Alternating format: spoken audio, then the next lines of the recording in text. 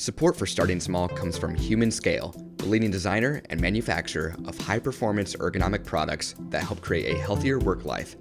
All of the products from chairs to standing desk and more are comfortable, easy to use, and sustainable, and great for either the office or the work-from-home environment. With an increase in shifting workplaces, comfort can be especially hard to find. As I run the podcast, I'm in front of my desk for hours a day, from scheduling, researching, interviewing, and more. Human Scale allows me to remain productive without the consequence of body stress to follow. Make sure to check out Human Scale at humanscale.com and use code StartingSmall at checkout to save 20% off your purchase. That's code StartingSmall at humanscale.com, and enjoy the episode. Hello, and thank you for tuning in to Starting Small, a podcast about brand development, entrepreneurship, and innovation in the modern world. In this episode, I'm joined by Steve Odell, founder of Tenzo Tea, high-quality Japanese matcha. Steve and his co-founder Robbie attended UCLA, where they both played on the men's volleyball team. After getting tired from crashing from an unhealthy caffeine intake, they created Tenzo, matcha with clean, green caffeine. Hello, and thank you for tuning in to Starting Small. Today, I'm joined by Steve Odell of Tenzo. Steve, thank you so much for joining me today. Thanks for having me, man. Excited to be here. Of course. So I want to start out with your upbringing. So where did you grow up, and what was your childhood like? So I was from Rochester, New York, which is a smaller city, kind of close to the Canadian border on Lake Ontario in upstate New York. Mm-hmm. And my childhood was pretty interesting. So I'm the youngest of 5 boys. Okay. And the closest older brother is 10 years away. So I was a bit younger, and it was weird because they were always teaching me things that, were for much older kids. And, I would take those back to school, and for good or bad, Yeah. And, but I learned a lot, and it's really helpful. And they were all athletes too. So that was, my childhood was, primarily focused on just trying to be a really good athlete. Mm-hmm. That brought me to UCLA. Awesome. So growing up, did you have an entrepreneurship mindset, say selling products or a lemonade stand or anything like that? Yeah, well, it was shoveling snow and mowing lawns. Yeah. For me, but yeah, no, I've been doing that since I was a young kid, and I was always making money in high school to pay for different things and to be able to go out to eat and all that stuff. Totally. So I think that's really stayed with me too, but you got to get a good sense of how to make money. Absolutely. So I saw you went on to UCLA in 2012. What did you study there? Technically, I was a history major, Okay. but I also was on the men's volleyball team, and so I just tried to do as little schoolwork as possible. Was that on scholarship, volleyball? Yeah, on scholarship, and I was primarily focused on playing volleyball for the first few years, and then UCLA's got the culture is very inspiring and optimistic, and Mm-hmm. that's when I kind of fell in love with entrepreneurship. Awesome. What would you say your overall experience was like with your time at UCLA? I think it was well-used time. I did a lot of kind of weird things, and I never really thought of myself as just an athlete. Yeah.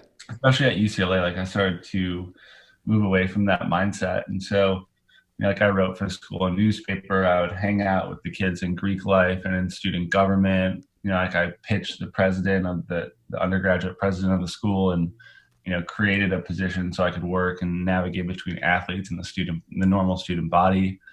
And then I did weird projects, because at UCLA, to give a little background, all the athletes there are typically some of the best athletes from wherever they're from. Yeah. So they're all state champions, and they have all these records and things like that. And a lot of kids better than me go on to play professionally.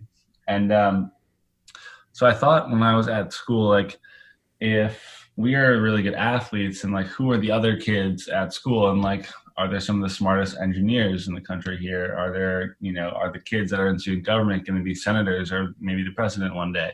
Yeah. And so I had those kind of thoughts, and I just made it a point to try and meet all the best, smartest, most talented kids in college. And that was a really good decision. And, a lot of those kids are actually super successful adults right now. So really helped build up a super strong network. Awesome. I saw you ended up actually dropping out. If you're okay sharing this, what year was this in, and was this due to creating Tenzo at the time? Yeah, so this was my senior year, Okay. and prior to dropping out, I had created, one really small company with my cousins in Rochester, and that was over the summer between my junior and senior year, and we made like 20K in I think like 6 weeks, and so that was way more money than I'd ever made in my life, and I was like, oh my gosh! Yeah. And then I went back to school, and I was working on a few things, and one of them failed miserably, but I kept learning and meeting new people and all this stuff, and then eventually one day I had, 5 coffees, and I felt terrible, like super anxious and jittery, and Hmm. just my stomach hurt super bad. Yeah. And so I just Googled what's the healthiest form of energy, and then I found matcha, and then I showed it to my best friend, who is now my co-founder, Robbie, and then that was kind of it. So to go back to your question, dropping out was a major part in the Tenzo story for sure. Um, so confidence level at the time of dropping out and transitioning into Tenzo, where were you at in the Tenzo process when you dropped out? Because you must have been confident that this is going to pay off at that time.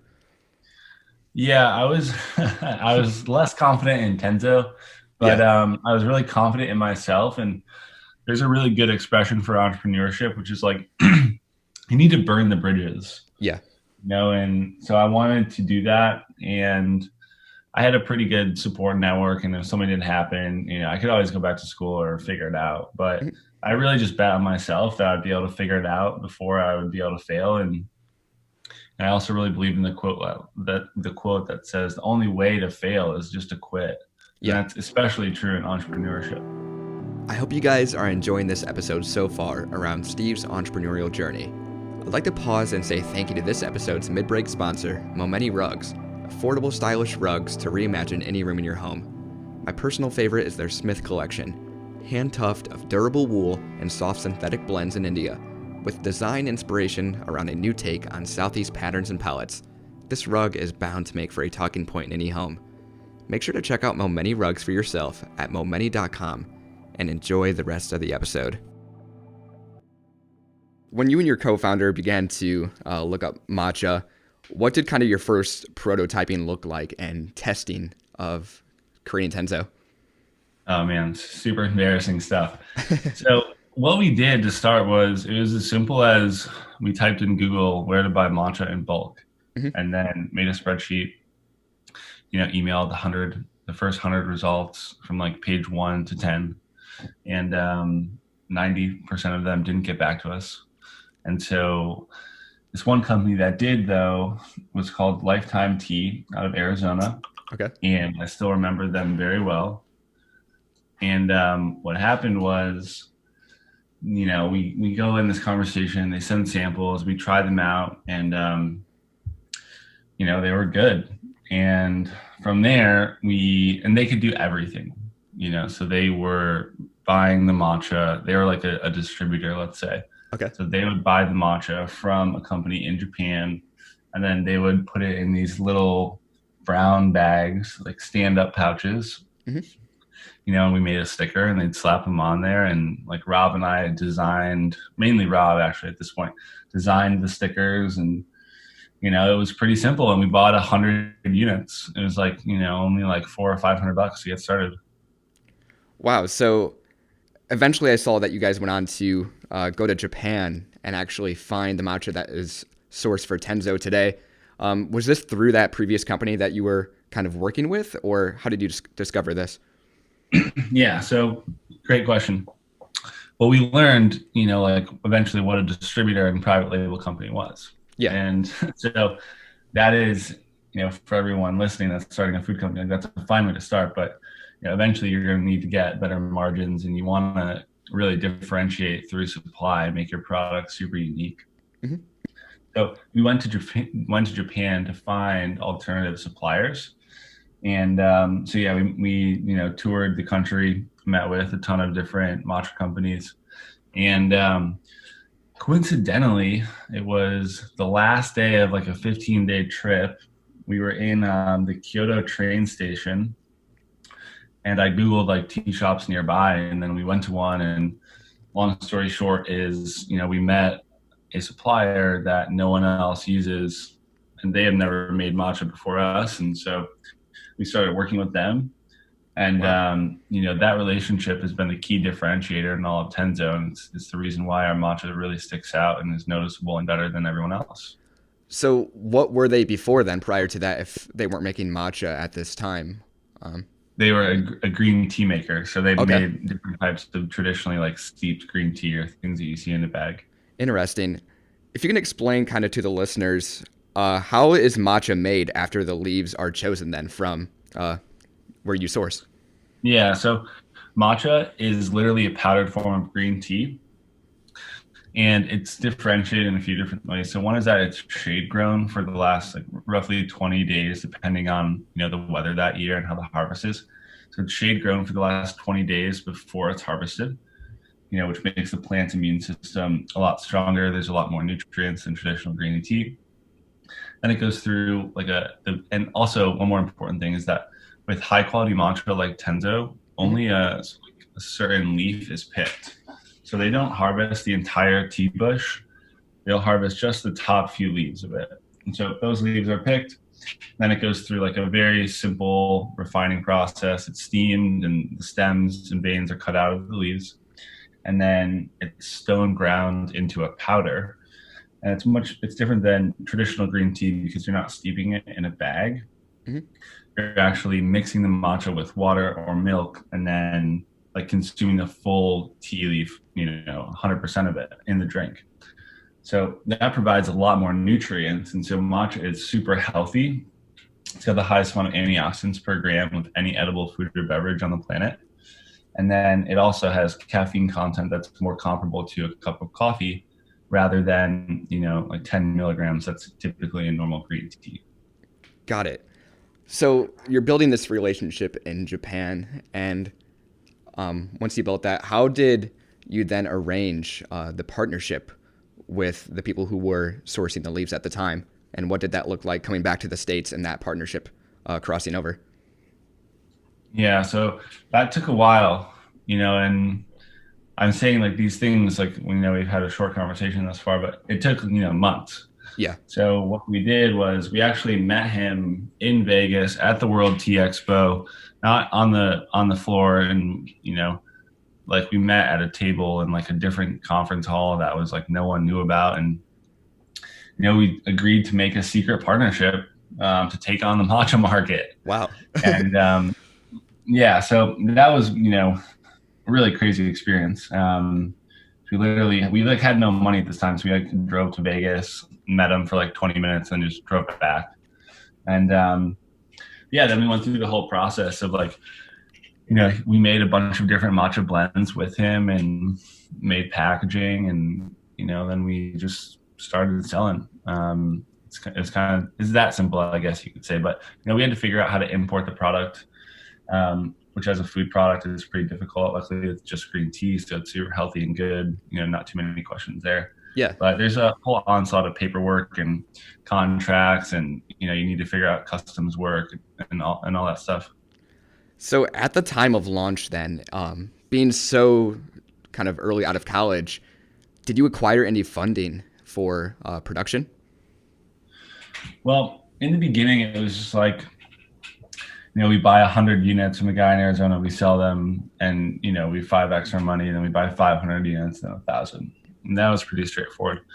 But it really got hard when we needed to buy like $10,000 worth of product, Yeah. and you have to pay for it before it left Japan, and then it takes a while to get here, and then it takes a bit longer to sell it, so you don't recoup your cash that fast. Hmm. So, yeah, the first fundraising experience, I was this total noob. Fundraising the first time is like so hard. So I had no idea what I was doing. And I was talking with Rob, and I was like, yeah, let me, I'll call my uncle, and, maybe we can get $10,000 from him. So I called my uncle, and he was like, no, I'm not giving you $10,000. You're just dropped out of college. Like, So, yeah, and the business had like, no profit. Like any money we were making, we just plow it right back into basically, like our rent, which was super cheap at the time, and then, more inventory or maybe a little bit of marketing and things like that. Got it. Uh, but then from there, we did, I learned the ropes and learned how to make, P&Ls and forecasting and talking to investors and how to structure deals. And yeah, we've raised about $2 million up to this point. But yeah, it took a long time. For sure.